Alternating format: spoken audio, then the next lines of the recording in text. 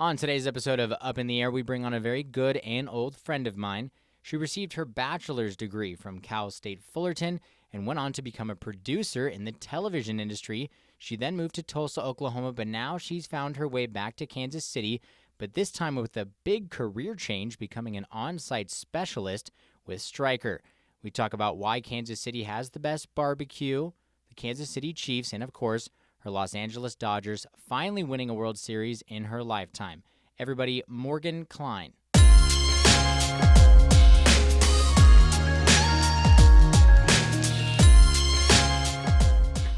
All right, welcome everybody. Episode 10 of Up in the Air, and we bring on my old friend Morgan Cline. How are you, Morgan?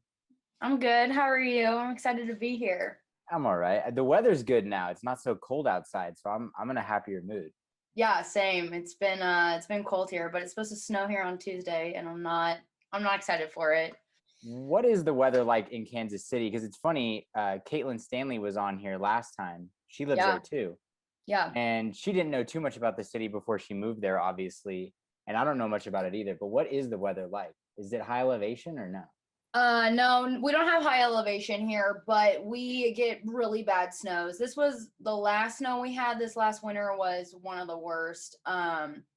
Snowed in, cars stuck on the road. Like the day after the Super Bowl was probably the worst day because, the Chiefs lost, so we were all really pissed off driving. Mm. And then the snow was just really sticky and you had people like pulling over to literally scrape their cars in the middle of a highway. And there was like 35 accidents in 2 hours. So that was our like pretty bad snow in the last 3 years. And then, I mean, the snow should be done. So the fact it's snowing is a little shocking. And then after that week, we went up to, I think it was like 70 degrees. And they were saying on the news it was like a 100-degree jump. So it was kind of crazy to see. It's like hot and cold. But now that we're getting through like spring, our snow should be done and our rain should be like completely over. And then it gets really hot here, like very humid. That's what I was going to Not say. It's got to be pleasant. humid. Yeah, it's the first year I moved here, I would walk outside and I was just like drenched in sweat. So the best time to live here is spring and fall, and that's it. Like the winter suck and the summer suck. So yeah. And this seems to be, I mean, from what all I can tell, is like this is your favorite place. Is it Yes. not now? Yes, Kansas City is my favorite place. Like, we grew up in California, is great, moved out here, had never even came out here. Um, Packed the car, drove here from California with my parents, did it in 3, 4 days. And I lived here for a year and then went to Tulsa and worked there. Hated Tulsa. No offense to any like Oklahomans who may hear this. No I've been offense. to Oklahoma. It's an interesting place. I don't like it. I don't like Tulsa. I don't like Oklahoma. I just no. And like I've been to Oklahoma City, so I tried it and it's not for me. And then I just was like, I love Kansas City. I need to move back to KC. I think I'm probably gonna buy a house here and maybe Really? settle down. I don't know. But I love Kansas City with my whole heart and have Chief season tickets. So I'm kind of like locked in. And I know, after college, I remember, it seemed like, not that I remember, but just that I noticed a lot of people seem to stay in California. Yeah. I mean, I did, most of the people I went to school with did. Mhm. I think you being in a similar industry to what I'm doing now, you Yeah. realize you have to move. You Mhm. can't stay where you need to go. So did you know that going into it, or you were just like, screw it, I'm just going to go to Kansas City, even though I've never really, been there Yeah. before? So it's kind of crazy how this all went down. When I was in college, I was really involved in the like TV news station, and I was an executive producer there and was getting paid like through the university to do that. And became really close with my professor, and she knew somebody who was hiring at the NBC affiliate here. And what they do is they typically go for Mizzou students. Like they'll take 4 students out of college, put you in this like news station. You work there. It's like through Scripps, so it's a company wide thing. They do it at I think like 17 news stations, so it's like pretty well known about the program. But they pull you in, teach you to produce. They pay for your housing. which is nice. You get a paycheck on top of that. And then they train you to produce, and then you move up within the company. So I was really close with this professor, and she's like, I know somebody, it's in Kansas City. I was like, okay, whatever. I know like I have to move. I didn't have any plans to stay in Los Angeles or Orange County. Like I didn't want to stay in California. So I knew that going into it, I'm going to move. I just didn't want to move to like Iowa or Wisconsin or North Dakota. I mean, I wasn't trying to be picky, but they said, you want to do an interview? I said, yes. So I did a Zoom interview, and this was 2017, pre-COVID. So that wasn't really a normal thing. They were going to do a Zoom interview and then fly me out. And like an hour after the interview, they called me and they're like, we love you. We have 3 Mizzou students. We have an opening. We never would take a student from California. This is what the program is. You have a job. And so I said, okay. And I was the first in my class to sign a contract before graduating. I think I signed it about 4 weeks before I graduated. And I called my dad. I was like, I got the job. And he's like, oh, great. You excited to go to Kansas? And I was like, no, it's not Kansas, it's Kansas City. And he's like, no, the city is between the two. Like I knew I was moving Yeah. to Kansas City, Missouri. And I was like, what is in Kansas? Are there going to be like cows crossing the street? Somebody said that to me and I was insulted. I was like, no, okay. Like it's a normal city. It's going to be fine. Hadn't even moved out here and did that program. Loved it. And then there was nowhere within Scripps I wanted to move, but I knew the mentality was you have to move up, go to a higher market. And Kansas City is a market 31 in news, or 33 now. You may know that. It's 31 or 33. I And used to since know I it went, better when I was in sales. I don't remember the right? numbers so much now. Yeah. So I looked at it, and I lost my train of thought. Sorry. But Or your I dad is telling you you're going to move and it's yeah. market, 31, 33. Yeah. So after the year, I was going to move up, but I only had a year experience in the program. And because I was looking outside of Scripps, not within the company, they weren't really like used to this program. What is this program? So I went through Sinclair and went to Tulsa and just kind of realized I don't want to stay in news. I like graduated with a bachelor's in communication and film, and news isn't the route that I want to take anymore to get to my end goal. And living in the Midwest, I said, I love Kansas City. I'm going to go back to Kansas City. They have great production companies that I want to start working for, but I need some sort of like a set job with income. And then I moved back here and worked for the Fox station because at the time during pandemic, they weren't really hiring, but news was hiring because news, was a predominant industry where they needed people. So I moved here, worked at the Fox station, and then I have my now job. And that's been kind of like an interesting thing. So yeah, a long Transition. answer to your question. That's how I No, got I mean, I think it's super interesting. I think there's a lot of people in the industry. They have this idea of what they want to do. They get involved with it, yeah. but it's very difficult. It is Mhm. very difficult to your point, from an income standpoint. It's a lot of work for Yeah. not a lot of money. Right. And one of the one of the guys I work with says you should always tell people, hey, I don't get paid enough to lie. And that's kind of like our running Yeah. joke. But and you're kind of doing the exact opposite of what I did in a way. Like Yeah. I was doing the sales thing and then I switched. Hmm. You were doing the news thing and now you've switched into sales. But explain to me, because I didn't even really know this, and maybe we never really talked about it growing up, but I didn't know you wanted to be so much in the production side of things. You wanted to be a producer that goes out on site, did you not? Yeah. So my like long-term goal is to have my own talk show.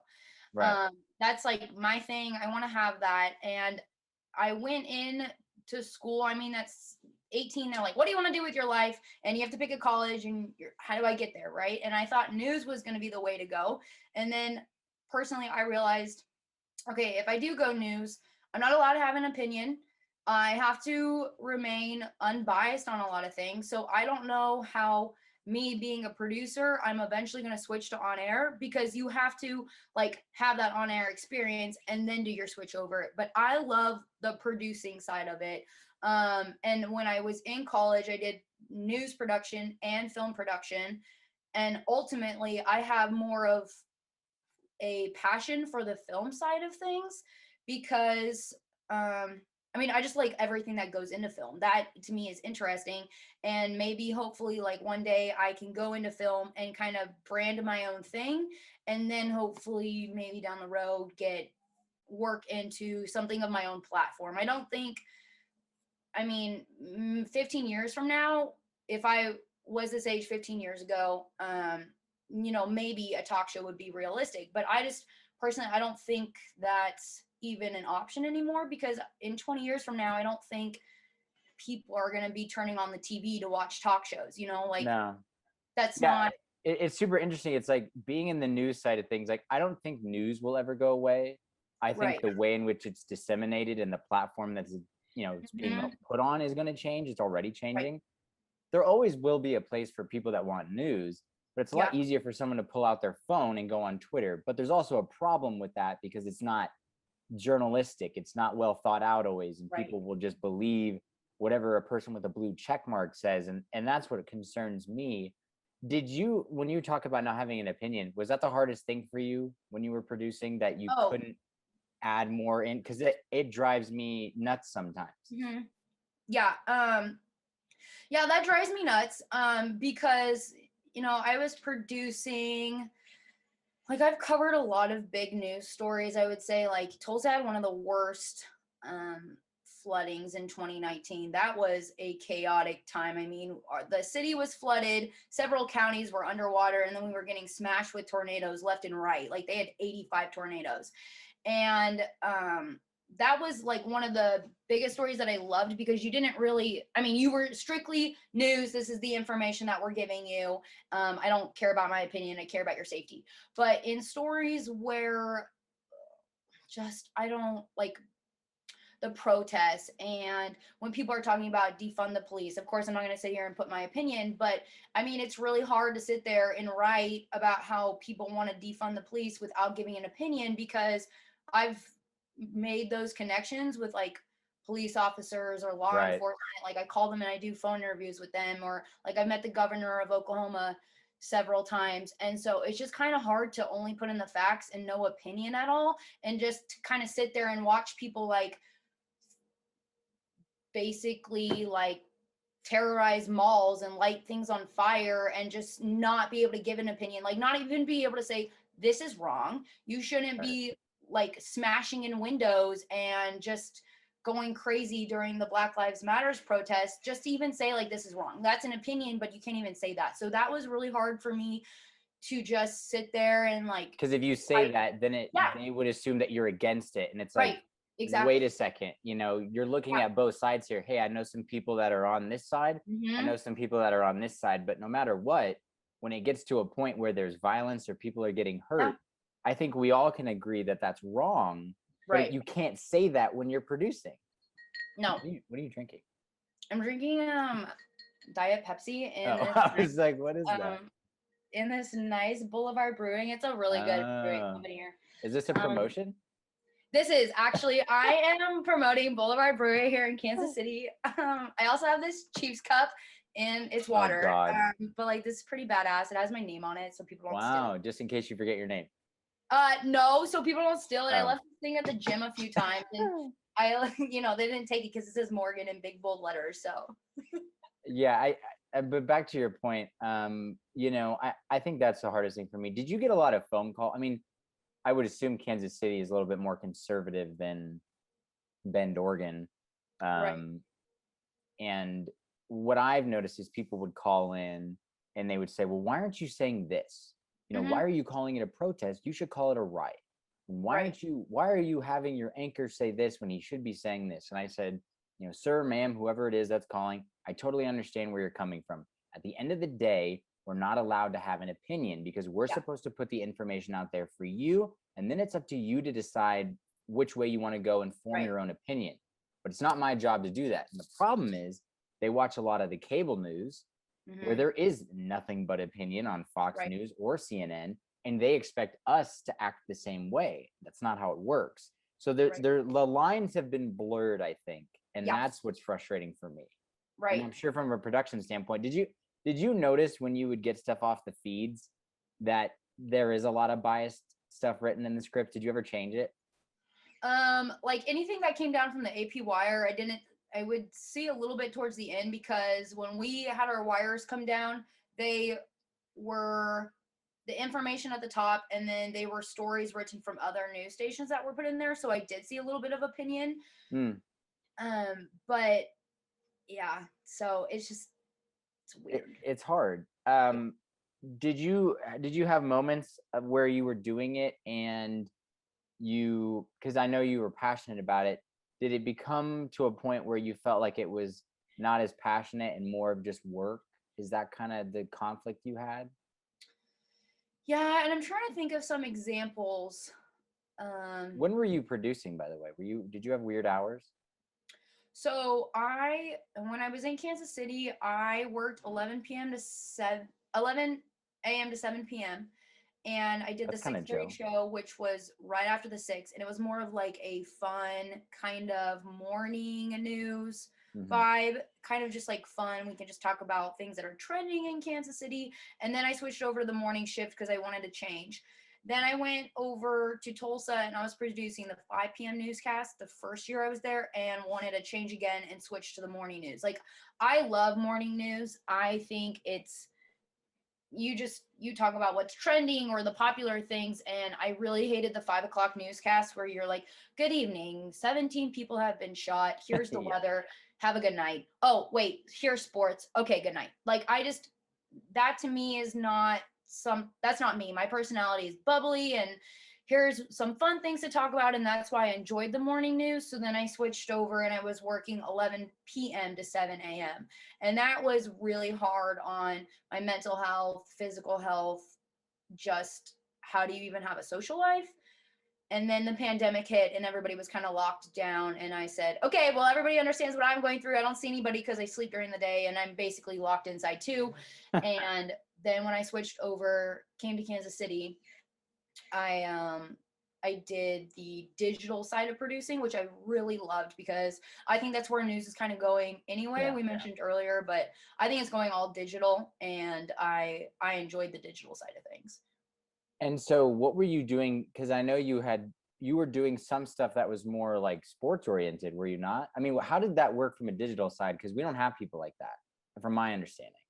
So it works really well here because we have the Chiefs and we have the Royals, we have KC Sporting, and we have the Kansas City Speedway. So there's a lot here in Kansas City, everything basically except basketball, and we have hockey too.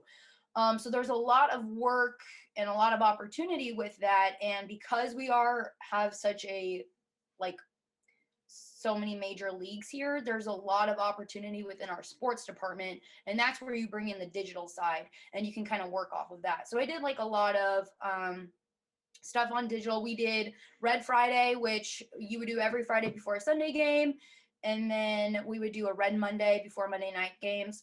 Those were really fun. It was just kind of everybody on set wears Chiefs gear, like crazy outfits. We had like the That's sick. headdresses before those were banned. And we just kind of like go all out and just talk about what are the boys expecting, what's going on with Patrick Mahomes, like what can we expect this week, who are we playing, what are the opponents doing. And so to turn that on the digital side is just it's really fun. And since you've been there, I mean, I've heard from a lot of people that say Kansas City might have the best tailgate in the NFL, mainly due to like their barbecue and just Yes. kind of the vibe and everything. So what does that look like when you're going out there to tailgate? And is it really the entire city is just behind this thing? Oh yeah. It's insane. It got so bad that they had to tell people, if you are not going to the game, you're not allowed to come and tailgate, because people would just come and tailgate and then sit in the parking lot and not pay for a ticket, but then bring a TV and watch the game in the parking lot and continue to tailgate, like cook, throw, footballs and stuff. So it is one of the best tailgating scene. And if anybody comes out here, I recommend going. The Chiefs have their own tailgate where you can go for $10, get a beer and like 3 ribs and a side, and sit there and play bags and all these like flip cup, and you just kind of meet people who are like within like the Chiefs group, I guess. But yeah, one of the best tailgating scenes. Love it. You want to get there like 4 hours before, 5 hours before. It's an event. And yeah, it's just a good time. We have the loudest stadium, not to like brag too much, but Didn't because they pump noise in there? what? Didn't they pump noise in there? Didn't they get in trouble for that? No. Everybody thinks that that's false, but the way the stadium is built, can make it sound louder than we The actually are. acoustics of the stadium? Yes. So it That's makes how it the sound Oregon Duck Stadium is too, Autzen. The way Yes. they built it, it keeps the sound in. Mm-hmm. So that's like what they do. But the loudest stadium, and Chiefs fans are crazy. And If it's they awesome. sucked, would you still be a fan? Because they Yeah. don't suck at all. You're in a very advantageous position being a part of what looks like it could be a dynasty. Or would you still support them if they were terrible? I would. Yes, support them. The first year I came here, we didn't have Mahomes. He was just, I mean, he was on the team, but he wasn't playing. Right. He was behind yeah. Alex Smith. Yeah, we had Alex Smith. So but they were that still was good. right. They're still good. And I mean, not even Patrick Mahomes. And we have, you got Kelsey, you got Hill, Yeah. got the Cheetah. Andy Reid. Yeah, Patrick Mahomes is an incredible athlete, and I'm excited to see what he's going to do the next years. But if they sucked, I probably would be a Chiefs fan, but not as hardcore. Yeah, not as crazy. You didn't grow up liking a football team, did you? No, because Yeah. my team was baseball with my dad. Oh yeah, I know all about this. Mm-hmm. Have you met any of the players or seen any of the players around town? Like, is that a normal occurrence?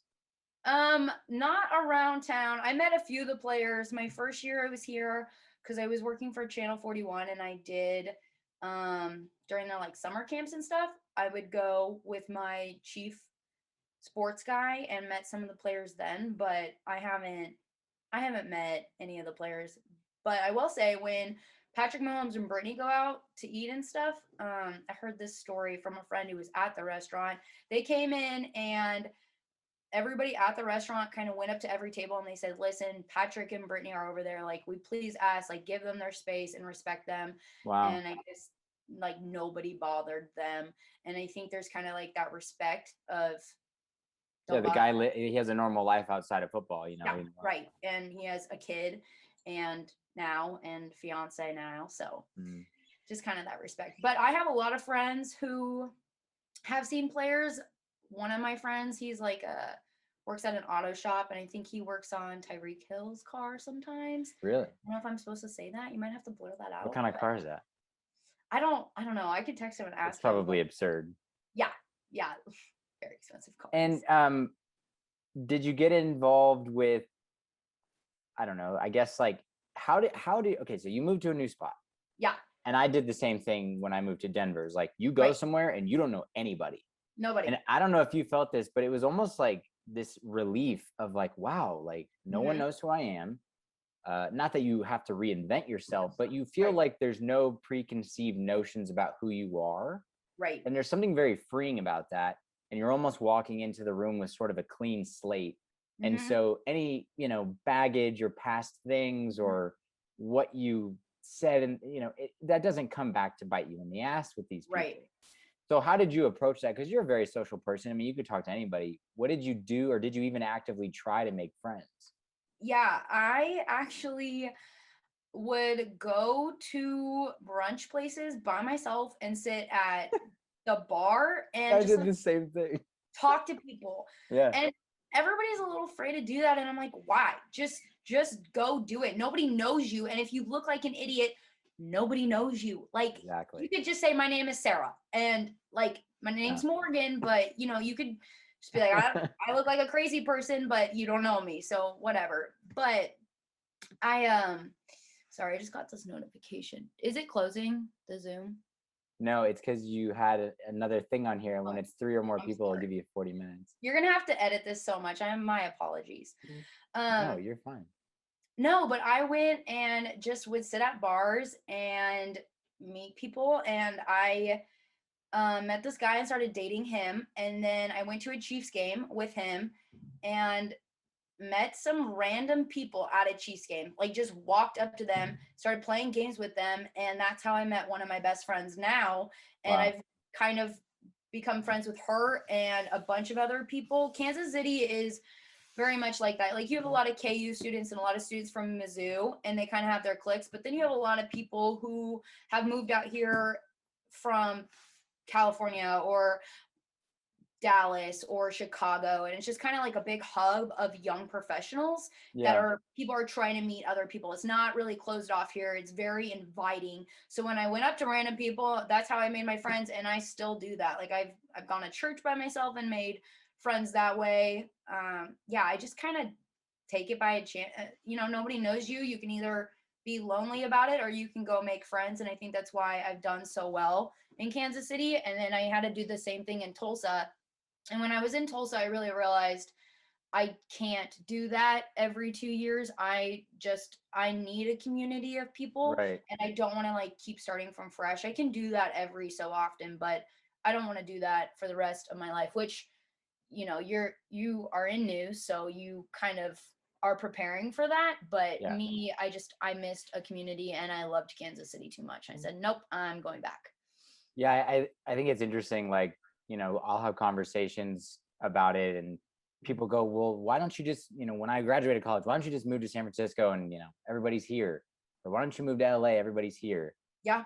And I had, growing up where we grew up, I always had the idea, and I always knew that I was going to leave, no Hmm. matter what. Yeah. And I think a lot of people have that idea, and I never really wanted to come back. I don't really have any desire. Right. And I spent so much time in college hanging out with groups of people. Like we were never alone. You know what I mean? Being in the fraternity, being in a place where you couldn't live by yourself, God forbid, paying rent, that was insane. And so you just were always around a group. Yeah. And when I graduated, I ended up living with a buddy of mine and his sister, very relaxed. And then the next year, he left, he moved. My other buddy comes in and moves in with us. It was easy. And then when I moved and I'm by myself, it was like, I've never really had the chance to do this. Hmm. And it made me realize a lot about myself, tendencies, things I like, things I don't like. You're on Right. your own time. You don't have to argue with someone on Netflix about what you're going to watch. You don't have to argue about what you guys are going to do or where you're going to eat. You kind of just do whatever the hell you want. Hmm. And I don't say I miss that, but I'm thankful I had that time, Yeah. because it changed me internally in a way that made me realize a lot of things that I perhaps was missing in college, either because I was, you know, I don't know, drinking too much or not paying Yeah. attention. Right. But it was something I needed to do, and Yeah. I'm glad I did it. But to your point, not having a base or a community to sort of be there for you, that's hard too. Yeah. It's really hard. And like, I don't have any family out here, and you don't have any Yeah. family in Bend, right? No, I don't have any. No. So, like, that's also kind of scary too. I mean, if something ever happened to you, it's just kind of like, I'm here all by myself. I don't have mom and dad down the street, but Right. that's also kind of helped me grown in a lot of ways. And I've always kind of been very independent, but it's made me even more independent. And I think that's awesome that you did what you did, because you and I can say kind of similar things to that, is that it's just challenged you in so many ways you don't even know. Yeah. And it's made you really realize, okay, what do I like, and what kind of people do I want to surround myself with? Because in high school, we didn't really, like, you chose your friends, but it was chosen for you who you went to school with. You didn't have Yeah. that No option. question. And you go into a fraternity and you choose your fraternity and you choose your sorority, but you don't choose the other people there. And then when you move to a whole new city, you're like, okay, what do I like? Who are the people that I want to surround myself with? Because there's no forced community at all. And there's no like automatic community as well. Like, you don't have just somebody in math class that you can make friends with. It's like, how do I, first of all, make friends too? And that is just, taught you to like grow in so many ways that I don't think a lot of people have given themselves like that opportunity that we've given ourselves. Yeah, and everybody's different. Like some people are gonna follow whatever pursuit they have, Hmm. and maybe they don't care so much about where they live. I thought I was gonna be that way, and to your point, like I realized I couldn't move somewhere that was like incredibly secluded or in the middle of nowhere. Bend, Oregon on paper sounded a little strange, but it's a beautiful place. Yeah. I couldn't have picked a better place to be in, because I knew I had to start small, Yeah. but I wasn't going to move to the middle of nowhere. I just couldn't do that. At least I'm on the West Coast. I'm close to home if something, if I needed to go back down there. Right. But it never made me feel like I was doing something that was crazy. But then some people, they don't really care what they're doing so much professionally.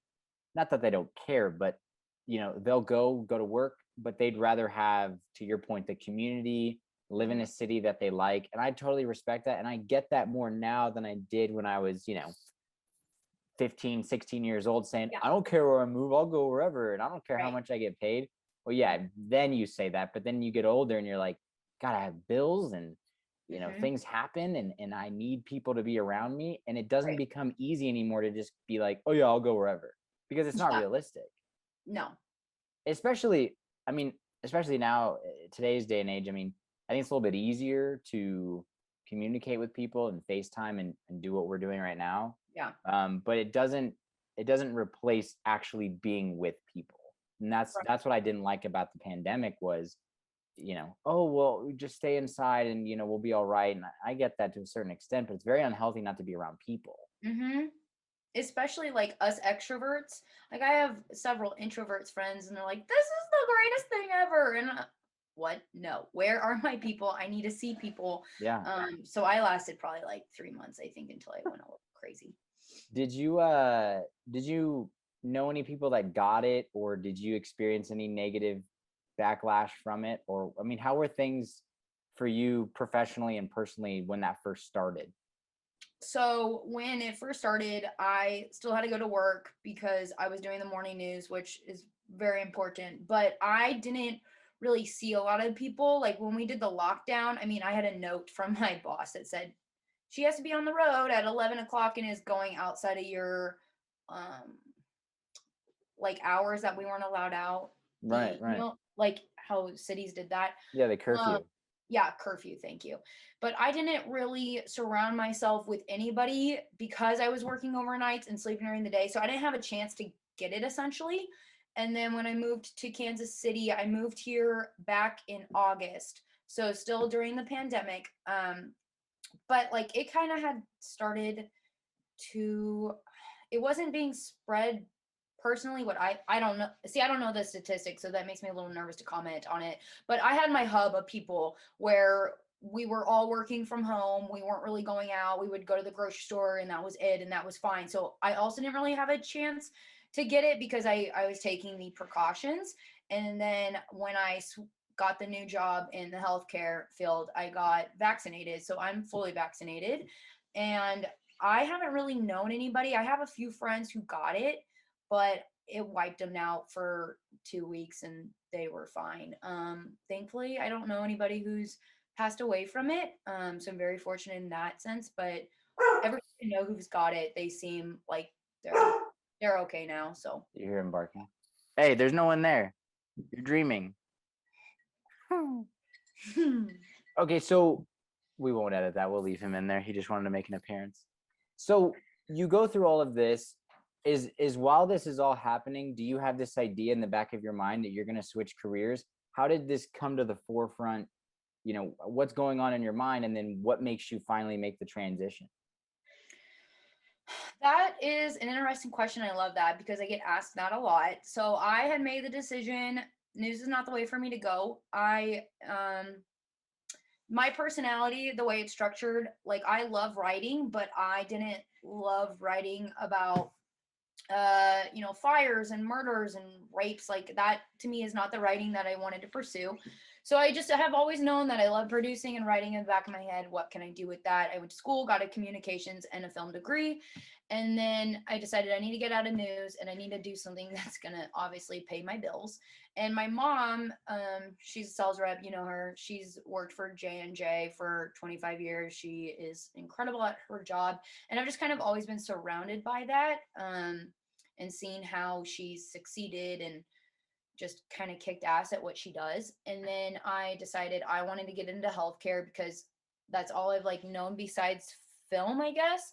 And I wanted a job that wasn't necessarily like medicine. I do want to get into healthcare, but I didn't go to med school. I'm not educated on anything in that field. But what can I do that's kind of communications based? And that's when I found this job. So I'm an on site specialist for a hospital here in Independence, Missouri, which is like 25 minutes out of Kansas City. And I am basically like their communications rep, customer service person. I go in and I assist during surgery, during like minimally invasive surgery, and kind of assist the surgeons when they use our camera and lighting and video equipment. So it still is like pretty cool because I'm combining the communications, the video aspect, and it's in a whole nother industry. Like when they take out your gallbladder and appendix, they're putting in, you know, little holes and then they go in with a camera and that's how they get it out of you. And they just do everything basically through a camera inside instead of like doing an open belly. So it's kind of cool because I still work with cameras and lighting and all that stuff, but I'm really good at talking with people. I've always been like that. So I get the communications aspect out of it. So yeah, now I do this job and it's really fun. And a lot of people ask me, sorry, what? No, go. A lot of people ask me if I want to go into sales, but I am not sure if I want to do sales. I'm not really sure the next opportunity, but I will say that this job has taught me a lot about people and working with different types of people. And, you know, like film is still a hobby of mine or a passion of mine, but I think I can try to start doing both again because I miss that. And within this, like why I went for this company was because there are a lot of opportunities. So if I miss the writing, the video production, and the communications, there is that opportunity within this company. So I could kind of get back to my roots and my passion, but just do it in a different industry, which is fun because it's always changing and it's something new to learn. And yeah, so that's it. So on a Basically. day-to-day basis, what do you do? Like, what does a day for you look like? Because a lot of people are going to go, what is an on-site specialist? What is this company? You know, Mhm. so on a day-to-day basis, if you could sum it up to me in layman's terms, what are you doing? Okay, so if we have a surgery at 12 o'clock, I go in, I basically set up the room for the case with our camera equipment, our lighting equipment, and our like video screen where they can see everything that they're doing inside the stomach, like in the abdomen. So I go in, I set everything up, and then they put the patient to sleep, they drape them, and then they'll put in these like kind of ports around like your like they'll go in through your belly button with a camera and then they'll go in and make like another incision where they're putting like a grasper or something to take out like your gallbladder or an appendix, but they see that through the camera and I basically work the camera off of like the sterile field. Like I don't touch the patient at all, but I'm over here assisting with the camera and the video source so they can see that while they're inside the patient. Wow. So Does how that did help? you, I hope that helps yeah, you. how do you get Yeah. that job? Because obviously what you're doing before really, is not directly related.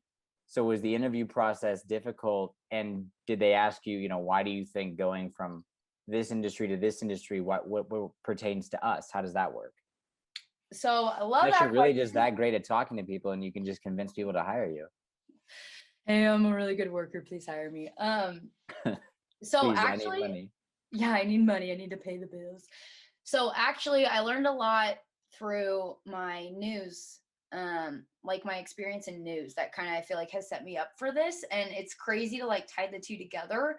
But as a producer in news, you have your reporters, you have your director, camera crew, you've got, you know, 7 different people all working kind of with you, and you're kind of like helping them navigate. And like during breaking news, I mean, things are hitting the fan. It's chaotic. And you've got to kind of be like the calm person to kind of help navigate people. Like when I was the whole May 2019 flood, I mean, that was chaotic in Tulsa. And we had like 7 to 8 live crews. Like we had to put them on a minute and a half. And it was just live anchors, live anchors, live anchors, director do this, camera crew do this. And so helping kind of like navigate and staying calm during chaotic situations, I think really gave me the experience that I need for this job in a sense that like when something happens during surgery, there's a patient asleep on the table. How are you going to like keep people calm and like help navigate them and basically like converse with them to get to your end goal? And like I said, like communication, I think is one of my stronger suits. And that's what I was doing as a producer. And that's what I'm doing now. I'm basically like a customer service Mm. person, just keeping the like surgeon You're the happy. liaison, but the Yeah. bridge between the Yeah. surgeons and the equipment. Right. So that's how I kind of went into this. And like I work for a medical device company. And a lot of it is just like knowing your product and knowing how to work it. And my product is cameras and light equipment and like a big tower that shows you what you're doing in those minimally invasive surgeries. Do you get grossed Um, out? no, it is so cool. You see like blood and guts, and it's like, I couldn't whoa, do that. baby. Oh, I love it. I think it's freaking And you're awesome. in there the whole time? Yeah, the whole time. The whole time. Yeah, the whole time. It's awesome. What's the longest surgery you've had to sit through? I think it was like 2.5 hours. Well, that's not too bad. No. Because they Well, can't you have know- that kind of equipment in the person that long, I would suppose. Yeah, I mean, the patient can be asleep for quite a while, but I mean, I don't work in like you'll have your like total knees and total hips. Those can Right. take hours. Mine's a very minimally invasive, and like I'm not even in like gallbladders and appendices. Like that's what I'm normally in when they take them out. But I've seen gastric sleeves, gastric bypass, and stuff like that. So I've seen those, which is honestly, it's really cool. And so when they say, would you get into the sales side, are they saying you would move up in this company and then be the person selling the equipment to different hospitals? Is that what they mean? Yeah. So right now I'm in endoscopy, which that's what I'm in. But if I wanted to go into sports med, I could do that. If I wanted to go in like craniology, I could do that. If I want to go into trauma, I could do that. So there's a lot of options. But like I said, I don't know if I'm going to go into sales because I still love that communication and that writing and that video production side of me. And like you can do that within the company. You can move up and pursue Wow. that. So there's a lot of, and that stuff to me is fun to write about. I mean, writing about robots that help assist during surgery to me is way more entertaining than writing in news. What I struggled with most being a producer is I would write it, but it wasn't my voice. It was my words. But it was Goose. I don't know what he's hearing. He's never done this before during a video. Goose. Hey, no one's there. He used to have a little squeaky bark, and now he's got this big boy bark. Hey.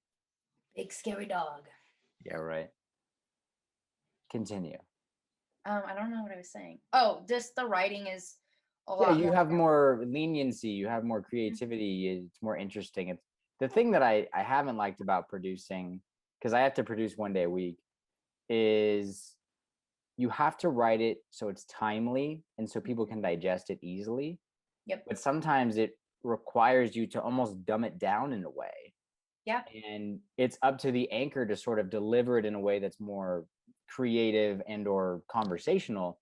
But if you Right. look at the words for what they are, it's not terribly complicated. It's sort of simplified and it's digestible bites. You know what I mean? Yeah.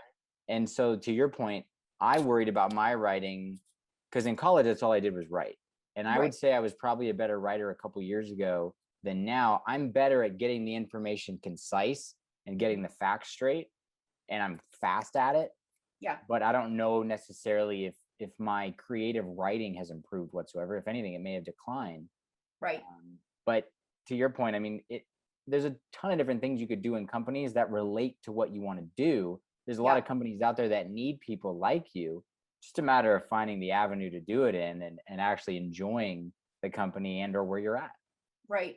So, and like going to that, like I've really realized I love production and creative writing, and it's my face and it's my work. And in news, I didn't get that, and that's exciting to find industries where I am needed. But news just wasn't it.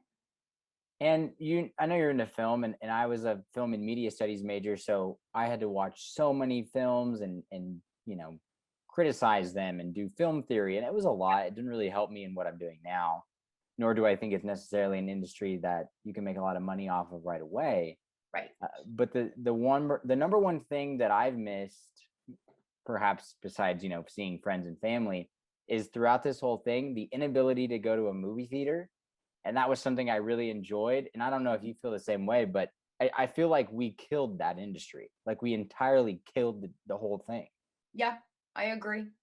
I agree. And like studying film for me has made like watching movies not enjoyable. Yeah, it's Is that like what you were kind of saying too? Like you just kind of yeah. critiquing it. You're like, wow, Yeah, you what? start to figure movies out really quickly. I mean, because you look for cues and you start to see patterns. Hmm. And I started to pick up on a lot of things. And it was almost like I couldn't just sit and be in the moment. Right. I was watching something and then predicting what was going to happen next. Oh, Yeah. that's foreshadowing. They're setting him up this way. Oh, it's not going to end that way. That doesn't make sense. Things won't come full circle. And Yeah. so I got really good about picking up on things, which was good for work and Hmm. school. But to your point, it almost made watching the movie like, oh man, I already know what happened. You know, Yeah. I've gotten less, I don't know, tactical about it because I'm not studying it all the time like I used to. Right. But there was a period for about 2-3 years there where I would watch a movie and it was like I was watching it not as just a fan or as how I Yeah. normally viewed things. It was like thinking and processing and working things out. And it can be fun sometimes, but sometimes you just need to watch a movie and just kind of relax. And just turn your mind off and not critique Yeah. every little And bit. just be in the moment of it. And what I liked about going to the movie theater, even though it was overpriced and the popcorn was $10, was it was a time for you to go and there's no distractions. You're not on your phone. Hmm. The sound is there. It's on a big screen. It's being broadcast in a way that it was meant to be. You know, Hmm. we weren't meant to watch movies off our phone. Like, no director is thinking in his mind, oh, I want to have this on a smartphone. No, they're thinking about it in the whole Yeah. grand scheme of it all. And we've taken that away. And I don't know if it'll ever come back because everybody just wants to stream. But Yeah. I don't enjoy that as much. It's not the same to me. It's not an experience. And yeah, you can save money doing it at home, but there's nothing like, to me, going to a big premiere and watching something and fully being immersed in it and not having the distraction of, oh, I'm going to go in the fridge and grab something. Yeah. I agree with you 100%. And it's insane to see that because it is really sad. Like when I was studying it, it's weird to think about how much has changed since we went to college. It's only 2021. I And know. I was like thinking about this yesterday. news has changed crazy, like an insane amount, and film has changed an insane amount. And when my friends graduated college, they stayed in Orange County and they stayed in LA and they try to make it that way. And then they realized, okay, there's starting out in film is so hard because there's no money in it. And I think I'm very thankful with how I did it.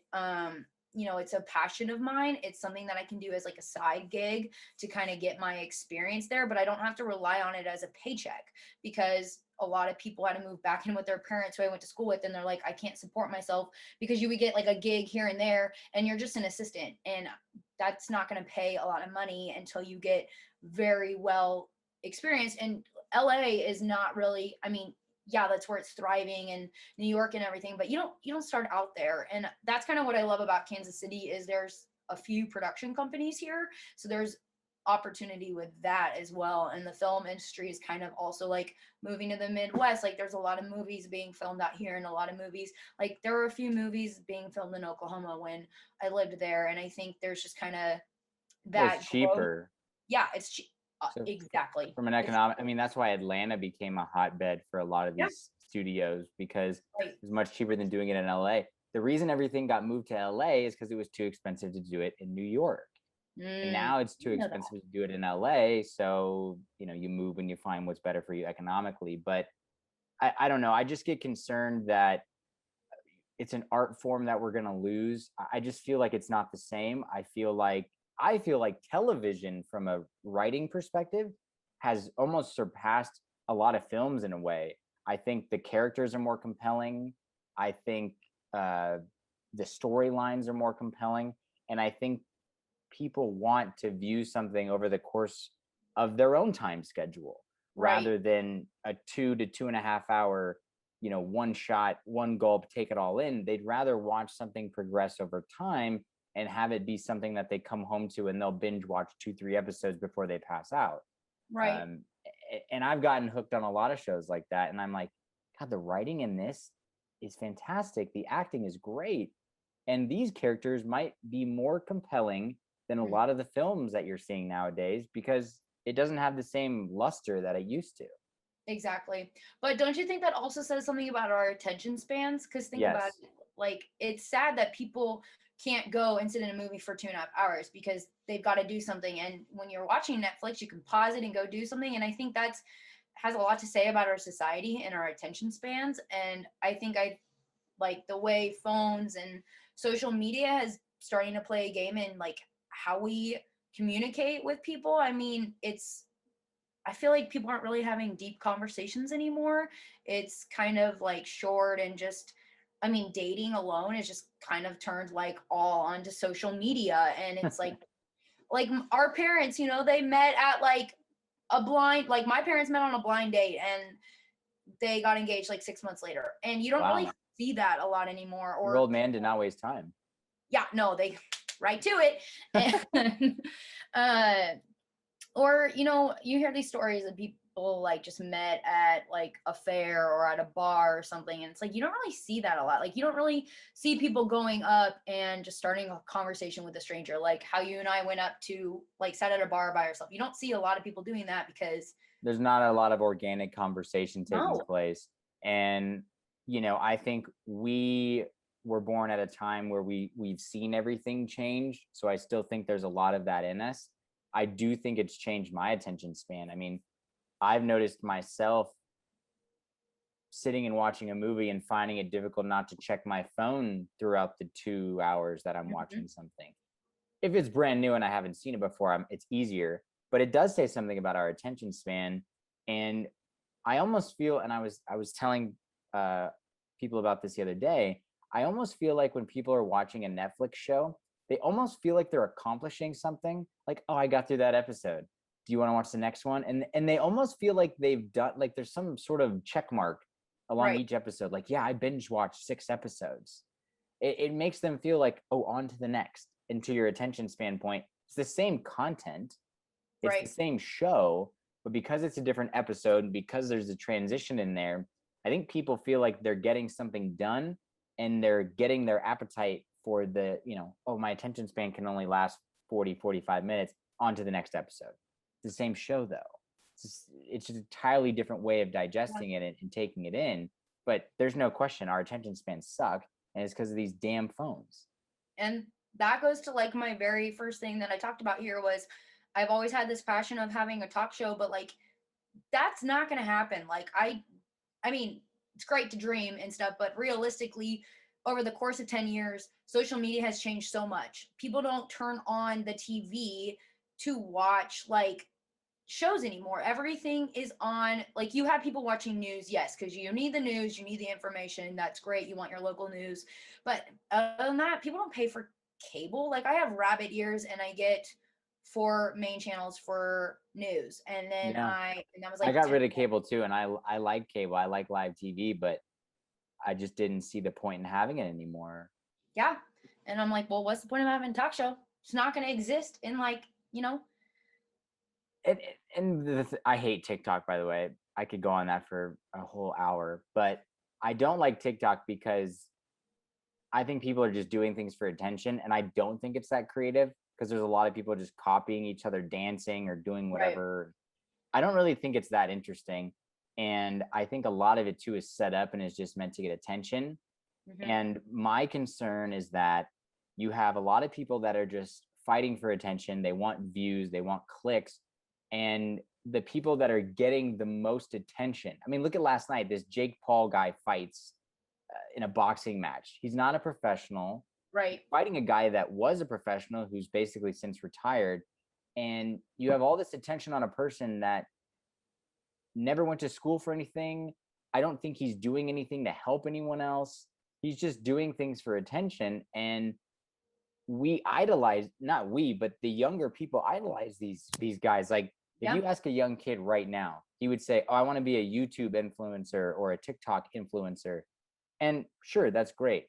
But I think it loses the ethics of it, of Mhm. actual news or actual entertainment. Like, Right. why aren't we celebrating people that are actually talented and entertaining Yeah. rather than some guy who just makes himself look like a jackass Right. on social media. I hate that. Maybe I'm old school and maybe I'm being the grumpy guy, get off my lawn, but it really bothers me that we've basically put entertainment, real talent on the back burner. I don't know Right. if you've noticed that. No, I've noticed that. And going off of that, when I was home for Christmas, I went on a walk, and it was me, Brittany, and Kalina from high school, and Yeah. we were walking, and we saw these girls wearing these like really high stilettos and these short shorts. They were wearing, I don't know what they were wearing, but these weird outfits, and they were obviously making a TikTok video. And like we just looked at each other and we were like, what? Like we used to go out in the streets and like play kickball or like play basketball or do something active and just like use your imagination and make a game. And now there's these kids who are just making these TikTok videos and wearing these weird outfits. And it's like, what are you doing? Like, I'm almost worried about what it's going to do to our younger generation. But then I've kind of read these articles that, like, our generation, we're seeing, like you said, we're seeing the impact of it, and we're seeing how bad it is, that, like, it's kind of going to restart itself in a sense that we probably aren't going to give our kids a phone until, like, I don't plan to give my kids a phone until eighth grade, because I've seen the effects of what it's doing to kids. And it's like, Exactly. our generation has kids, it's going to be like, we've seen what it does. We remember using our imagination to kind of play outside, and like that is gone. And so it's going to kind of like restart the system. I don't know. I've read articles on that, and that's No, I, interesting. I think to your point, it's almost like it's going to implode. It Yeah. can only go on for so long, and people always used to joke that, oh, life is a simulation, and we're just going to end up becoming AI and living in a computer. And it's like we've gotten to a point where people are solely living their life virtually Yeah. through this technology, and I question if the kids that are doing those TikToks, like, is that actually fun? Or are they just focused on the end result of, hey, maybe a bunch of people will give us, this gratification? Yeah. And these phones, it's almost like a way of gratifying you and giving you this, dopamine level rise of, oh, I got a like on a picture. I'm Right. accepted now.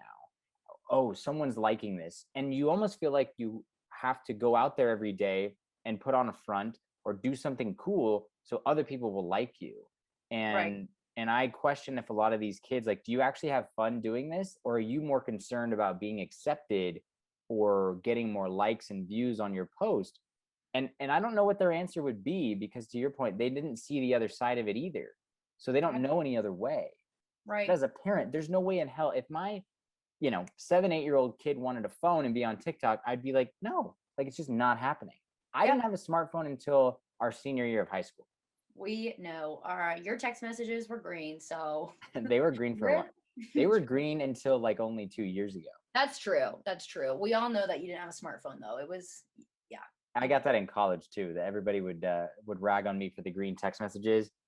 And I remember I was getting ready to leave for Denver. I had accepted the job, and I'm like, you know what? I don't want to go to the iPhone family. Like, I want to stick with Samsung. They've been good to me and I've never had problems, but I want to FaceTime my family and my Yeah. friends. And so I finally went and pulled the trigger, and everyone was like, oh my God, we're not seeing this, stupid green text message anymore from you. And Yes. I think it made people more willing to actually want to message me and Right. talk to me. And I love FaceTime. It's fantastic, but it's made me keep in contact with people a little bit better. I mean, I was trying to remember the last time we had an in-depth conversation, and I want to say I called you, but I don't remember when that was. I think we saw each other last Christmas. Not this No, last Christmas, but the one the one before that. before. Mm-hmm. Oh, that's right. We met at Josh's. Yes, we met. Yes, yes, yes. Josh's, I remember that. and CJ was there. Yes, yes, yes, Um, yes. game night, right? We were playing game Yeah, night, yeah, yeah, yeah. something. Yeah. And then I remember we were staying in contact, and I feel like I called you. That was a long conversation, and that's another thing to your point. Like, I don't know if those types of conversations are going to be had between people. It's like, Yeah. I'll send you an Instagram video and I'll like your picture and you'll get a Snapchat. Mm-hmm. But are people going to be even interesting at all, Right. or have any sort of imagination of anything? Yeah. And I don't know if people care. That's the thing. It's like it all comes down to, like, are people going to care to change? I have Right. no idea. Well, I feel like it's just going to turn into this thing where people are just doing it like, okay, these kids, right? They're doing it for likes, but then you're excited and you get this rush when you get this like, right? Like that's exciting. But then what's the next thing after that? And what's the next thing after that? Like how much is it going to like basically implode, and like what are you actually, is anything going to ever make you happy? Because Right. you know what I mean? When is And enough enough? enough. And like to go off the phone call thing was, Josh and I catch up on a phone call and we talk for like an hour. And you don't really see a lot of that nowadays. People don't just pick up the phone and call. Like that's a very old fashioned thing. He is And old school though. That's how he yeah, communicates. He but hates. that's how I am. Yeah, I'm like, I'm the same way. I'm like, I would rather FaceTime or call a person and just do it that way yeah, than, a constant like social media back and forth. I mean, I will say he does call me a lot and I can't answer because I mhm, know he's going to want to talk for an hour. And I'm like, dude, I yeah, still have an hour. yeah, But that will never, that I'll never lose that with people that I've known for that long. Like, right, I wouldn't have any problem giving you a call 10 years from now and talking to you for 45 minutes. That's a yeah, good thing in my mind, but I don't know if that's going to really happen that much anymore. I can do it with no, my parents for yeah. hours. I can do it with some of my best friends that I grew up with for hours, but a lot of the new people you meet, I don't know if it's going to get to that point where we Yeah. care enough to do that. And it's weird too. Like you're not gonna see these kids who are doing these TikTok videos and constantly looking down, texting. Like they're never gonna pick up the phone and call No way. anybody. I don't even know if they'd be able to. Right. And So then everything is so lazy too. You could literally sit at home all day, order everything off Amazon, order your food through DoorDash. You could get in an Uber and go somewhere, right. and you could go to a bar and never have to talk to anyone, and Hmm. scan it off your phone and order that. I mean, it's getting to a point where the skill of human interaction, you know, I suppose Yeah. having all these things technology wise is cheaper for a lot of companies, but you're going to lose a lot of the human aspect. And Mhm. I would hope that people that have that in them would be more valued later on rather than pushed to the side. But Right. it all comes down to money, and I don't know if that's going to be worth it in the end, because they, instead of having a guy at McDonald's flip burgers, why wouldn't you just have a machine do it?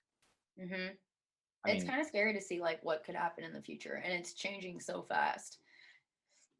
do So you do you feel like there are things that are different about you or your habits now since this whole quarantine and lockdown? Are you well, different, Morgan? yeah, am I different? What has your life come to? Yeah. Um, See, so like I was working from home when I moved here. I was working from home when I was working at the Fox station doing the digital stuff for 3 months. And then I got into this new job and I go to work every day. So I don't think I've been impacted by the working from home. Like I was for 3 months and I really saw how that changed my personality very quickly. I was not my happy self. I wasn't motivated to do anything. It was very toxic, which I know people have been doing that for years. So I try not to like say, oh, poor me, because I did it for 3 months. But I go to work every day and I'm still getting like that human interaction, which if I don't have that, that is going to change my personality. And if I'm not having real conversations with people, I'm not going to be the same Morgan. So I haven't really seen it change my personality at all, just because I don't think it's impacted me in a sense of like isolation. I haven't really like experienced that truly, to be honest. So no, haven't changed. Still same Morgan. I was hoping you had changed. I know you're like, oh, shit, kill yourself. She's still the same. But no, I agree with you. I mean, if I don't have that, like, I can't work from home. I can't. Yeah. And I had to start doing that in Denver, and it drove me nuts. Mm-hmm. And I hated it. I need a separation between my work life and my Yep. normal life. I like dressing up to go to work. I like, looking nice and feeling like I'm in this is my work uniform, if you will. I Right. don't like going around in sweatpants all day. I don't like wearing the same thing all day. I like to come home and unwind and Mhm. feel like I accomplished something, and now this is my separate personal life. Right. That drove me nuts. And then when I started working here, thank God we were in the office. Then there was a little period where we were remote again when we went into extreme risk, and I hated it. Yeah. and I was just miserable. I was more irritated by things. My mood would swing Mhm. much faster than normal. Um, I suppose I wouldn't be a very fun person to be around because I don't have that separation. Right. And that's very difficult for me. And so, no matter what, I think what this has taught me is I could never do that. I And agree. I would need somewhere to go to Mhm. and do my work and have a separation. Otherwise, my work would suffer. Other people would suffer that I'm, friends with or work with. Right. And I never can go back down that road. I can't Yeah. do it. Yeah. How long were you doing that for? When did everything start? In March of last year?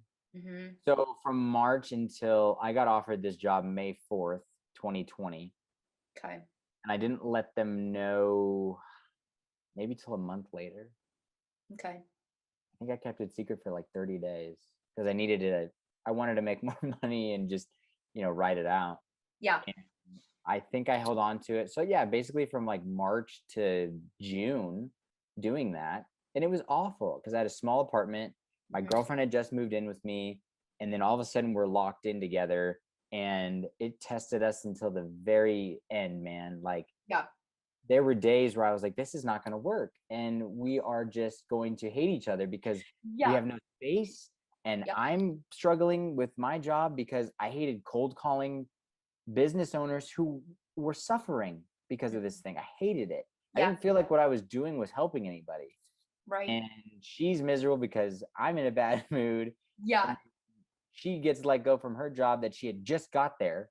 Oh And no. so it was a nightmare. It was a Yeah. freaking nightmare. And I was like, what have you done? What have you gotten yourself into?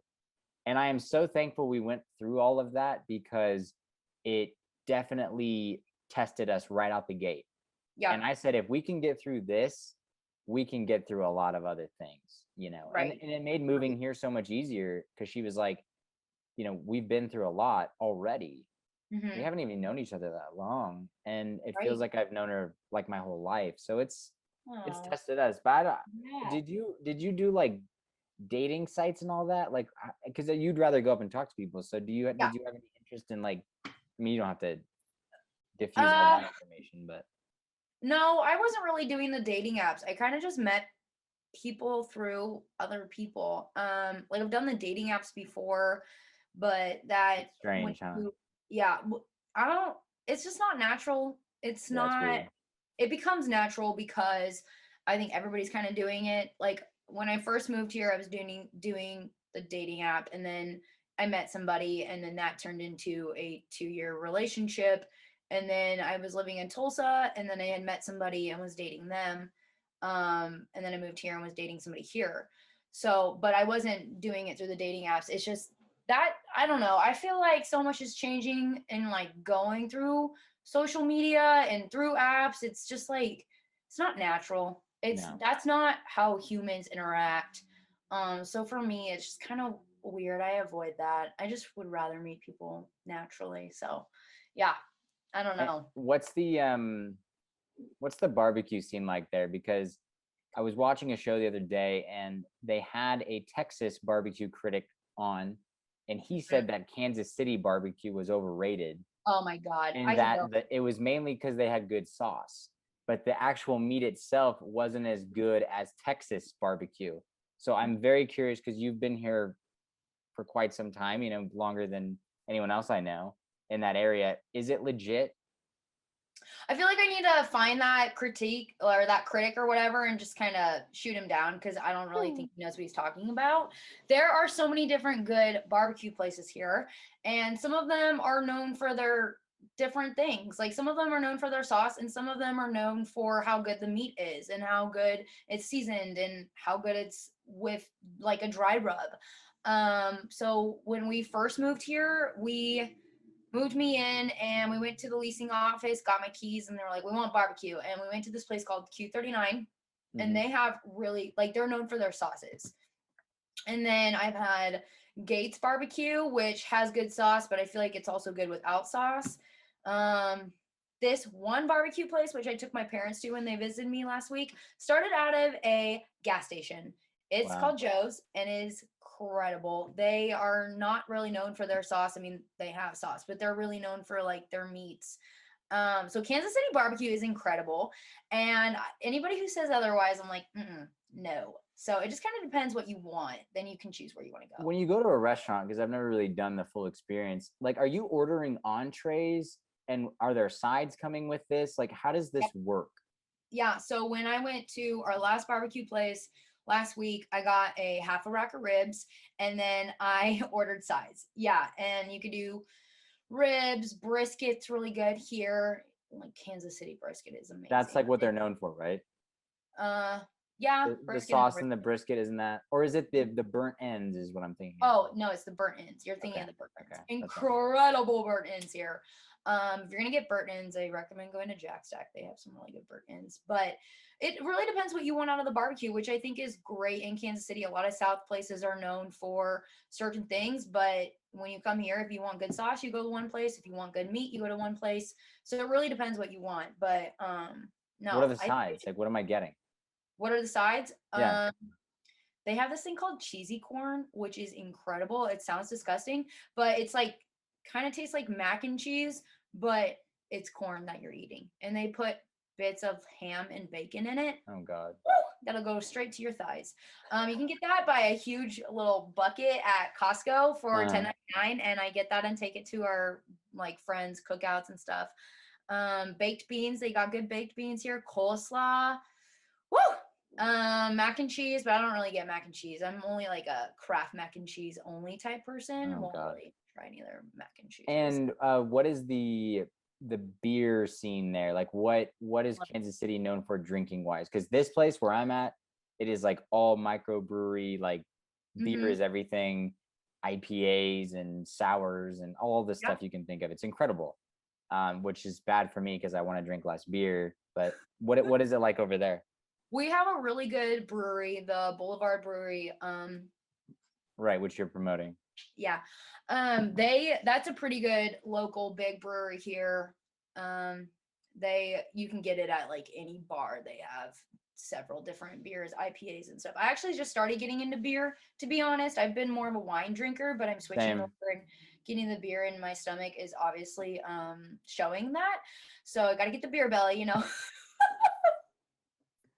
Yeah, I had noted, I don't know, going through old videos because I had lost my phone up at Mount Hood at Timberline Lodge, and I just lost it in the snow. I'll probably never see it again, and I'm trying to recover old videos and photos. I know, and I was asking people for certain things, and I was going through and I saw like an old video of me in my fraternity room junior year, and the person filming me, I just gotten out of the shower and I got nothing but a towel on. I looked terrible. I'm like 15-20 pounds heavier than I am now. Oh my God. I just went, oh my God, what the hell is wrong with you? And I look back and I'm like, it's because you were drinking so much beer. Yep. Like an insane amount. Like, that sounds terrible, but it was bad. And when I graduated, I was like, okay, you can't be doing that every night because you have a job. And so I would slowly kind of, wean off the beer thing. And then to your point, I got super into wine. Yeah. And after I did that, I lost weight. Yeah. Because I wasn't taking in all those, empty beer calories. Right. But being here now, wine is more expensive and beer is super cheap. And it's very difficult for me to kind of go back and forth on that. But I'll always say I'm a wine guy at the end of the day. Yeah, I will too. You have wine behind you, do you not? What? Yes. I've got a whole What do we have here? Right there. What do I have? What kind of wine? Yeah. I got Pinots, love Pinots, and a lot of red blends. You're a Pinot fan? Yes, I love Yeah, I'm a Pinot fan. We may have talked about this because I know I think your mom's into wine too, right? Yes. Oh my gosh. Mom's into wine, which I love when she comes and visits because she's like, I brought you some wine. It's like $10. I'm like, and it's not like the stuff that we're buying because, on a budget. It's like, there's a $25, bottle of wine, and that's on the cheaper end. Anything over like $15, you're like, ooh, Ooh, this is fancy. Who died? This is fancy wine. I actually have an app on my phone. It's called Vivino. Yes, my mom has that. Do you have that? And you scan the bottles so it keeps track of like all the things you taste, but it gives you like a summary and like reviews of wine, and then you can keep track of stuff you like. I mean, I know it makes me sound stupid, but I got made fun of for a lot of this because I actually joined a wine club when I was in Santa Barbara. Oh my God, no And way. yeah, I know. And I was like, you know what? I'm here. Mm-hmm. It's not Napa, but they are known for their wine. And I had heard that Right. Napa's overrated anyway. It is. And yeah, and so I walk into this place and I don't know, it was a Friday after work. I said, hey man, I don't really know that much about wine. I said I like it and I want to know more about it and I want to understand why people like certain types, Right. why people join wine clubs. And this guy was so chill for like 45 minutes. He breaks it all down for what they had there. If you like this is what I would order. People that like this would order it this way. You know, this is where everything is grown. This is why it tastes that way, etc. And I fell in love with that because it was this full experience going there. It Yeah. wasn't just like, oh, we're drinking just a drink. It was like an actual, oh, I'm experiencing this and oh, this is a new batch they have and this one tastes different than this one. I Yeah. was fascinated by it. So I joined the damn wine club and they would send you bottles every Oh quarter, yeah. which was fantastic. It was really good stuff, like $40, $50 bottles of wine. But the best part was any day you went in there, you and another guest got a free tasting as part of the wine club. So you'd pay for the wine club within, I don't know, 20, 25 visits. Yeah. I'd go all the time and it was free. Fun. Yeah. I love And that. yeah, and I got super into it. But then after I moved here, I could not afford the wine club anymore. So I had to cancel. But I Right. got super into it there for a while. Yeah, they have a lot of good wineries here. I mean, we have like a Yeah, few how is that there? breweries. I was gonna ask. What was that? Well, I was gonna ask, what's it like there? Yeah, so we're big on, there are a lot of more wineries here because we have the more rural areas. If you go like outside, I mean, you have Kansas City here, and then south is Overland Park, and that like 25 minutes south of that, you'll get into rural areas, and there's a lot of wineries out there. And they bring it to like wineries in the city, but they're a local winery, but where you can do the tasting is in the city. So that's really cool. Like I said, some breweries here, but there's a lot more wineries, which I'm happier in. So is my beer belly. So it's nice. Yeah, I need to watch that too. Yeah. Yeah, I So need to go outside more and run. Well, now that it's warming up, I feel like I can get my ass back in gear with running more. But when it yeah. was, 20, 25 degrees outside and there's snow on the ground, it's not that easy to just go out and run. You know what I mean? What is the snow like there? I mean, does it snow every day for like a week or? No, it doesn't snow like it's really powdery snow. Oh, It's okay. yeah, it's not nearly as like slushy as I've seen in some other parts. I would say pretty much from like October or November until just about a month ago, you'd have snow on the ground periodically. Yeah. But because it does get a lot of sunshine here and because it does get warmer, it doesn't stick on the ground like it does like in the Midwest. Like you go to Minnesota, it snows, that snows on the ground for months. Yeah. Wisconsin, same type of thing. Here, very similar to Denver in that, the mountain has great snowpack, great ski resorts, but the Right. city itself wasn't impacted in a way that was incredibly bothersome or ridiculous. Like it was, I mean, there'd be mornings where I'd walk out, I'm like, this is beautiful. You got Mhm. snow on the ground, the sun is shining. I love that. And it wasn't really hindering too much of like my day to day. Got it. Our snows are like painful. I mean, you have Is with it the like humidity that causes that? I don't know exactly what causes it, to be honest, but the snow here is like when you walk outside with the windshield on your face, you like it's your nostrils are frozen inside. Like you can't blow your nose because you've got icicles. Like I'm not even being dramatic. Like it hurts your face. It's brutal here when it snows. How cold is it getting? When I went to the Chiefs versus Pats game, the AFC Championship a while back, it was Wow, like, you went to the AFC Championship. hell yes, I did. We lost in overtime. We don't need to talk about it. Anyway, that was like -7 with the windshield. Oh my Yeah, God. See, it -7. doesn't get that cold here. And then when I went to the Super Bowl, I didn't go to the Super Bowl, excuse me. When we went to one of the bars here for the watch game for the Super Bowl this last time when we also lost to Tom Brady, but we don't need to talk about it. We walked out and it was Did like, you notice I never brought that up? yeah, it's I still, didn't want to make you upset. it gets me every time. That But was like a I said, horrible day. you're in a very good position to be in. He's gonna be Right. there for a long time. You'll be fine. That's true. I mean, I'm excited to see his whole career, but we just are so sick of Tom Brady. It's when we walked out, it was negative 6. Yeah, no. You're so cold you can't even walk. It hurts. Like your No, it face. hits you. Yeah, you're like, And you feel like your chest closes up, like, oh yes, my God. You know what I mean? yeah, And you go into like survival mode. Like you're not even like, oh, it's a little cold. You're like, oh my God, this is yeah, right. next level. And I don't know how they play in that shit either, because I've never understood that. That blows my mind. Like, how could you even feel your hand and throw the ball? I I don't can't know. fathom that. I can't wrap my head around that. I know that they have like obviously their parkas and stuff when they're not playing, but it just when they went into overtime with the Patriots, we were just like, we don't even care about the ending, but obviously we have to stay because it's the AFC Championship and you can't just like leave. Was that But when Chris Jones jumped off sides? I Or think so. was it not That Chris was- Jones? No, that was so long ago. I can't really remember. Even though I say I'm a Chiefs fan, and now I sound like That was 2 years. I remember watching that entire game. yeah, it was anyway. So when they went into overtime, I was like, we're going. So you Mhm. left. No, I wanted to, but we didn't Oh. because we paid a lot of money for the game. But So you I have wanted to season leave. tickets? Huh? You have season tickets? I do have season tickets. Yes, I do. Where do you And sit? I'm like on the upper deck. I mean, like upper, but not too high.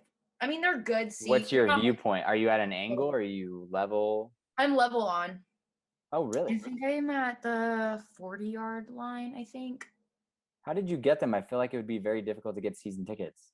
Because I'm a genius and everybody made fun of me. I said that they were going to win the Super Bowl and nobody believed me. So I got season tickets to get locked in and then they won and now I'm grandfathered in. So that's how I got them. Really? Yeah. But they weren't already sold out before that. Wait, what do you mean?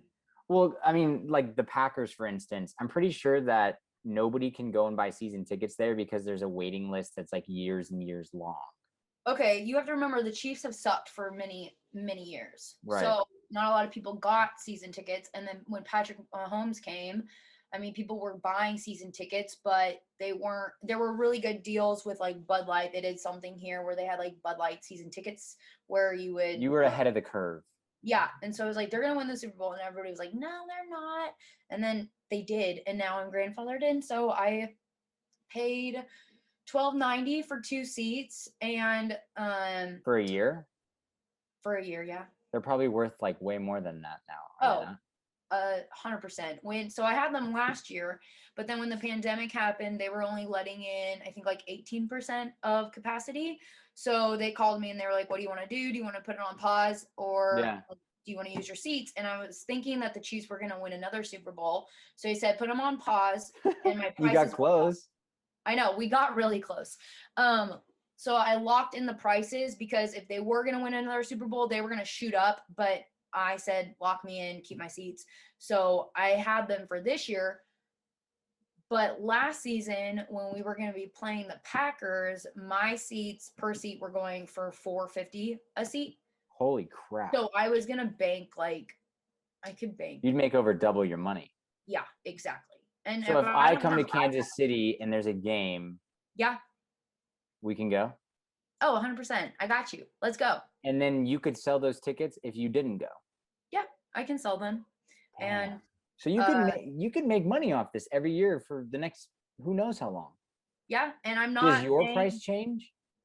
So it'll change a little bit every year, but like it's not going to change drastically as if I had gotten season Right. tickets after they won the Super Bowl. You would never get then this deal again. You would never get this deal, but like I have a very good deal because I did it Damn. before.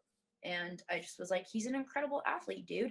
And so I'm going to as I get older and can start saving a lot more money, I'm going to be spending a lot more money on those seats to like move them closer to like Mhm. increase the value of them and then Yeah, it's sell an them. investment almost at this point because you Yeah. you were banking, you were seeing what they were, and you Yeah. were banking on what the next 10 years Right. would be like with them. Mhm. So that's Yeah. smart as And shit. everybody's just like, yeah, right here. Genius. So 10 years, baby. I need to go there because I've heard nothing but good things. One of the girls I used to work with, she's from Kansas, and she's a big fan of the tailgates they have there, and she'd Yeah. always rave about it. And I've heard nothing but good things about Kansas City. It's this growing place, got a nice vibe to it, as you said, this young Yeah. professional vibe.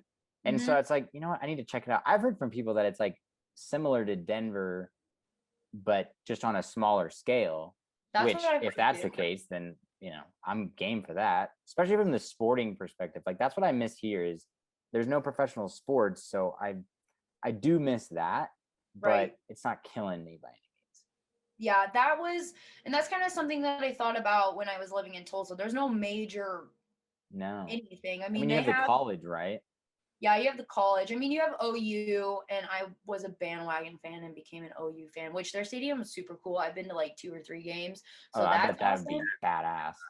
Right, but there's nothing in Tulsa. I mean, you have the Tulsa Drillers, which is the affiliate of the Dodgers. So, LA Dodgers, what's up? Oh yeah, that's what I meant to tell you before we leave. Is I will congratulate you on them winning, even though Thank it's you. difficult for me to say as a Giants fan. But what was that moment like for you? And I know you and your dad have shared that together, Yeah. and my dad and I are the same way. So what was that like for you guys? To finally, after all these, I mean, since you've been alive, they haven't done it, Yes. but they've Yes. been Thank so you for that close so many reminder. times. Yeah, thank you for that reminder. Yes, thank you. They haven't. Yes. I cried when I watched them win. I was in full on tears. I didn't talk to anybody throughout the entire series. Like everybody wanted to hang out with me those nights. And I was like, nope, I am watching the Dodgers win this. Like they've got this. And they won. And I like called my dad and he was crying and I was crying. And then he's like, okay, I've got to go because he was emotional. I was emotional. It's just that was just so exciting, and it just so happened to be the year after the Chiefs won the Super Bowl, so it Yeah, was. you've gotten some good luck your way with that. I know, but I mean, the Dodgers should have won a long time ago, Astros, but we're not gonna disrespect any Astros fans here, but they've deserved it. They They've are an been the incredible. best team in the league for the last, Yeah, I don't know, 6 7 years, right, and they just and they just couldn't close. right, And I mean, I relished in it many times. I rooted against them, but a part of me at the end was kind of like, you know what? I know a lot of people that are fans. mhm, As a Giants fan, I've been lucky enough to see them win it 3 times, which I never thought would happen. And so for me, it was like, you know what? If they win, that's going to make a lot of people happy. And I didn't have a problem with it at the end. I've let go of my allegiances towards teams. right, I wouldn't say let go of them, but I've become a little bit more loose with it. I don't even really watch Giants games anymore. I mean, I grew up a Laker fan, but since LeBron's been there, I'm not as into them anymore. hmm, After living in Denver, I became more interested in just a good game. And I yeah, don't get so caught up in it, but there is something about watching a team your whole life. They haven't won. You've shared this relationship with your father. yeah, And in that moment, it's like nothing else matters. And you're just so happy. You can't even explain it. And it sounds silly because it's a team that they don't know who the hell you are, no, they don't, but it provides a sense of community and inspiration, hope, whatever you want to call it. But there's something about it. right, And the relationship you form with your dad over that, I think, is why it's so emotional. It's not so much the team as it is that bond and same energy you guys get when right, something good happens. right. Man, I'm getting cheesy about the dads right now. No, I know. But you know what I mean. I remember I my do. dad cried after they won in 2010. I'd never seen him cry. And Yeah, he was I like know. teary-eyed. And it was I like, know. wow, this is crazy. It is crazy. My dad waited 50 years for them to do that, I know. and And that finally. it's just it feels like you're like just a part of them, but you're not really. I know that sounds like so lame, but you see like Kershaw and Turner tear up, and you're like, oh my god, like I want to be with them on that field. And I haven't been back to Dodger Stadium since they won. I was gonna go for opening day, but they're we have season tickets, and they're being LA County super strict, so it was like half capacity, and you had to enter for a like a raffle to get the Mm. tickets. Oh, Like yeah, yeah, yeah. with that. But I'm excited to go because they've kind of revamped everything. And with like the, World Series champs, I'm excited to see that and to see like what they've done with that. So Yeah, I'll give you yeah, this one, but I won't be necessarily in your corner moving forward. But yeah, I'm whatever. I mean, you guys, it's the rivalries. it is. But I don't care about it as much anymore. I know. Uh, So are you a big Denver Broncos fan no, I mean I rooted for them, but I am still hardcore Vikings. I mean that's the team I root for the most because they've never won a Super Bowl. They've come so close. then? My So dad has never close. seen them win. I cling on to that, and I'm waiting for that moment. With the Yeah, Giants, it was like, oh, they won 3 times, and I'm just thankful it happened. With the Lakers, I mean, I've been super fortunate with that. But with the Vikings, I just can't get past that one, and I'm waiting for that day where they finally do it, and that would be an incredible moment, just for me and my dad. But I try not to get too wound up in it as much as I used to. But yeah. if you ask anybody, they would say I'm a psychopath while I watch those games. But I would say I've changed a little bit. Well, I mean, they got pretty close this last time, right? Like, and they were Lamar Jackson, right? Is that his name? Is it wrong team? Wrong team. You're wrong team. You're thinking of the Ravens, dude. Oh, this is awkward. You're thinking of purple though. That's the same. Okay, well, they got close. Not your Vikings. Well, My the bad. thing is like I think they're the most successful franchise in NFL history to never win a Super Bowl. If you look at wins, if you look Hmm. at playoff berths, if you look at Hall of Famers, history, the top 10 teams in like NFL history in terms of all of those things, they are a part of that. But the Right. only thing that they don't have that everyone else has is a Lombardi trophy. And that is just, it's asinine at this point. Like, I just don't even understand it. There's been so many Right. bad things that have happened, and there's no clutch in them. There's no closure. There's no putting it away. And I'd like to say I have faith in them, but I don't. I just don't. See, I'm getting all wound up. But Yep. So wait, why them though? Like, so is your my dad a fan? dad my dad for whatever reason, and growing up in the 70s, they were the purple people eaters. I mean, they were the best defense in the NFL. Right. They went to 4 Super Bowls in the 70s, and they lost all 4 of them, because you had those great Cowboys teams, you had Yep. Steelers, the Dolphins. They were fantastic, but they could never close it. And I think he started liking them from that point, just stuck with it. And that's how I grew up. And that's just the way it's been. I've never even been to Minnesota. I have zero relation to it, but Yeah. that is something that he and I have held on to for as long as I can remember. And I've questioned just giving up. I've been like, Um, why do you do this to yourself? Like, just stop liking them. no, you can't do that. But I think that's I will always have a special place for them in my sports love. But right. uh, there are trying days where I question the entire thing. Well, But when you've they seen win, both your football team and your baseball team win, so you're chilling. I mean, You should be good for the next 10 years. But I no, if no, we have to win a lot more in the next 10 years. Patrick Mahomes, come on. well, I mean, the Brady thing's awesome. But I would hope that, because the problem with like a Dan Marino is like he came in the league like Mahomes did, Hmm. went to a Super Bowl, never went back. He went, he lost, never went back. Right. Mahomes has already been there twice. They'll probably go again. They'll probably go again the year after that. It's Right. just a matter of, can you afford everybody? Because once Mahomes becomes expensive, can you afford the rest of the team? So it'll be curious what they do. True. I mean, $405 million. It's not that much. Oh, it's going to be a deal in the end, because 10 years from now, quarterbacks will be making probably 60 million a year. Right. So he's Yeah. actually, he got I mean, the team got a great deal on him. They did Right. themselves a favor. And that's good of him to realize, hey, I can probably renegotiate this thing down the line if I need to. Hmm. But why would I sacrifice too much, or why would I have to sacrifice so much that I can't make the right amount of money, but why would I bite off more than I can chew and be selfish? He kind of found a middle ground, I feel like. Yeah. Well, I hope the Vikings win for you.